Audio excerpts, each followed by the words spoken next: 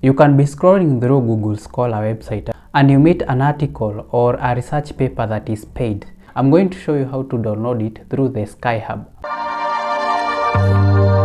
For example, you might want to search something or whichever topic that you are searching on, and then you search for the articles.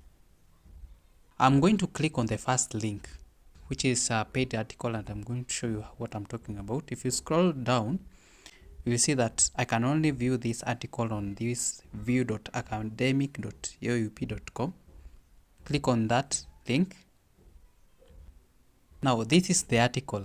If I scroll down, you will see that there are results, there are conclusions. However, I do get a notification that you do not currently have access to this article, and I have to sign up or even sign in, even pay for a subscription fee. But I can bypass that. Basically what you do is scroll back up and you'll see this link called https, and there's the doi.org and a string of numbers after that. So what you're supposed to do is long press on that link and then copy the link address. After that, go to this Sci-Hub website and then paste that link.